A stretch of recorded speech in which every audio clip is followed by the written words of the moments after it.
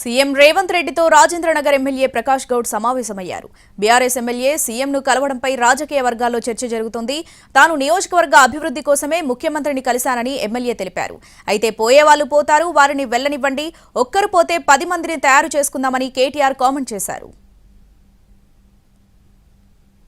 BRS ఎమ్మెల్యేలు వరుసగా సీఎంను కలవడం ఆసక్తికరంగా మారుతోంది. ఇటీవల 4 మెదక్ జిల్లా ఎమ్మెల్యేలు సీఎం రేవంత్ రెడ్డితో భేటీ అయ్యారు. దీంతో పెద్ద దుమారం రేగింది.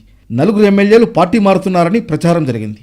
నర్సాపూర్ ఎమ్మెల్యే సునీత లక్ష్మారెడ్డి, దుబాక ఎమ్మెల్యే కొత్త ప్రభాకర్ రెడ్డి, పటాన్చెరు ఎమ్మెల్యే గూడెం మహిపాల్ రెడ్డి, జహీరాబాద్ ఎమ్మెల్యే మాణిక్రావు సీఎంతో భేటీ అయ్యారు. అయితే ఎమ్మెల్యేలు తాము జిల్లా అభివృద్ధి, ఇతర సమస్యల పరిష్కారం కోసమే సీఎంను కలిశామంటూ వివరణించుకున్నారు.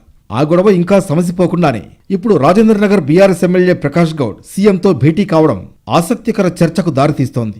ప్రకాష్ గౌడ్ మాత్రం తాను నియోజకవర్గ సమస్యల పరిష్కారం కోసమే సీఎంను కలిసినట్లు చెబుతున్నారు.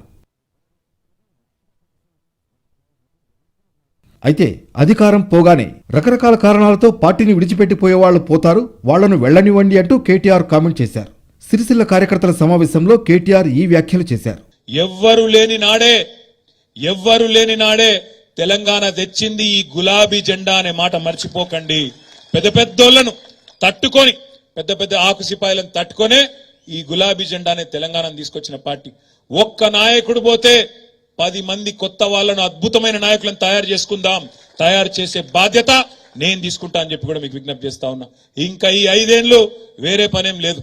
ప్రకాష్ గౌడ్ టీడీపీ నుంచి బీఆర్ఎస్ లో చేరారు. అప్పుడు టీడీపీలో సహచరుడైన రేవంత్ రెడ్డితో ఉన్న అనుబంధంతోనే ఇప్పుడు సీఎంను కలిసినట్లు తెలుస్తోంది. అయితే బీఆర్ఎస్ మెదక్ ఎమ్మెల్యేలు సీఎంను కలవడంతో రేగిన దుమారం చల్లబడకముందే ప్రకాష్ గౌడ్ భేటీ కావడం రాజకీయ వర్గాల్లో చర్చనీయాంశమైంది.